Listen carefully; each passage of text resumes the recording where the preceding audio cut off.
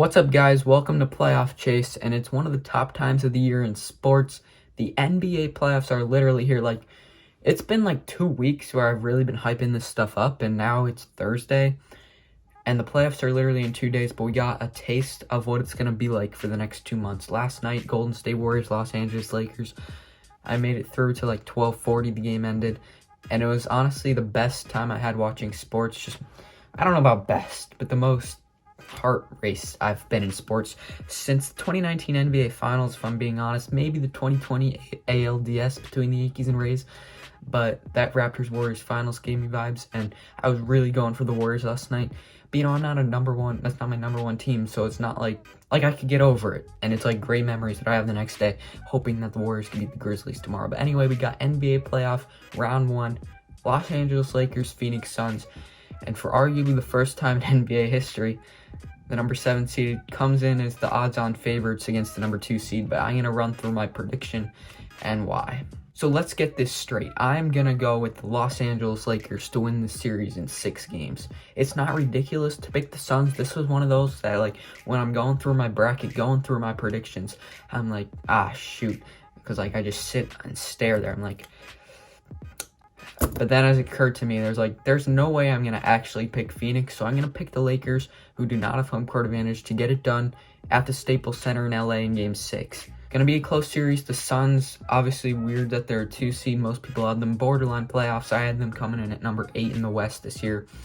My buddy All Sports, who's on Instagram, had them coming in at number 9.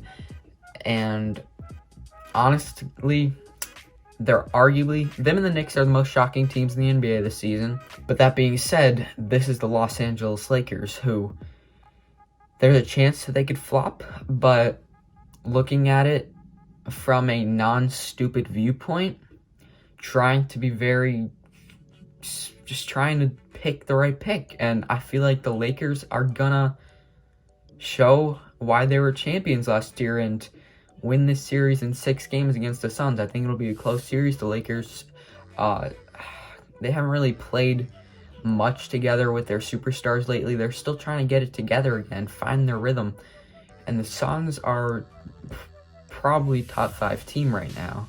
So you don't have much room to work with, but you're the Lakers and you're the more talented team. The Lakers roll with a starting lineup of Schroeder, Caldwell Pope, LeBron, Davis, and Drummond. That's been pretty consistent when they're healthy. And the Suns starting lineup: Chris Paul, Devin Booker, Mikal Bridges, Jay Crowder, and DeAndre Ayton. So the Suns with 5 pretty much solid starters. I would say maybe not Crowder, but he's not even bad. So they have 5 very competent starters. They're all maybe average or above starters, though I wouldn't quite put Crowder on that level.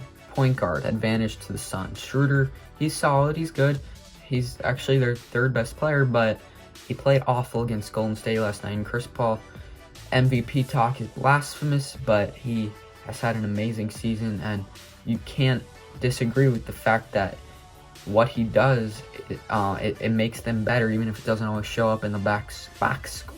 So obviously the Suns have the point guard advantage. Then you look at the 2 guard, and it's again Suns with an advantage. So the Suns have the backcourt. They're carried by their backcourt. Devin Booker is definitely better than KCP, of course. KCP, I think it's kind of weird that they always start him, not try and move Kuzma to a shooting guard role, because Kuzma has more potential, but okay. LeBron, obviously miles better than Mikal Bridges.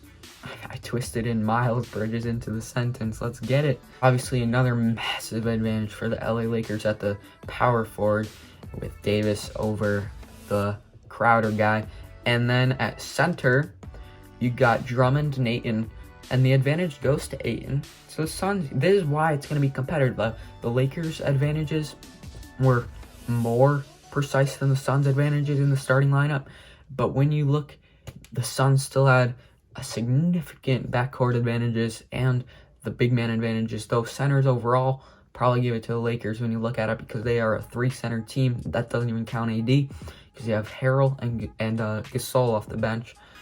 Which it's going to be interesting to watch who's going to get minutes on this team. They have 13 players that are true guys that you've probably heard their name. Harold, Kuzma, THT, Ben McLemore, Markieff Morris, Gasol, Caruso.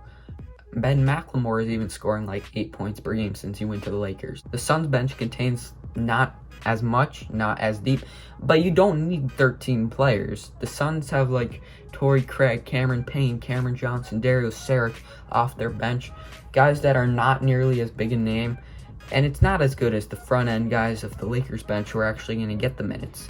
So Lakers definitely the bench advantage. And what I run down from the starters, AD and LeBron is much different than CP3 and Booker. The Lakers have a slight advantage, I'd say, in the starting lineup. In terms of head coaching, Frank Vogel, Monty Williams. Now, Monty Williams, it would be hard not to give him the coaching advantage in the series. I will give it to Monty Williams. That being said, I do find it pretty funny how the NBA tends to like just act like the coach of the year. Not just the NBA, it's most sports. How they tend to act like coach of the year is basically the same exact thing as most surprising team. But yeah, that's my prediction. Lakers going to move on in the second round in 6. I do not know who I'm going to be rooting for in the series. They're both like probably maybe not in my top 10 favorite teams, but definitely in my top 15. Screw it, they might be in my top 10. Not in my top 5, but I do pretty much like both of these teams. I can't wait to see what happens. I mean, just for legacy purposes of these playoffs, it would be pretty underwhelming if the Lakers did get sent home, I think. But then again, there's so many Laker haters out there, so you don't got to agree with me with what I say. I am a Brooklyn Nets fan. Those of you are pretty much all not aware. Yeah, let's just have a close series. And leave a thumbs up, guys. I'm going to be previewing every single series, so make sure you do indeed subscribe, hit the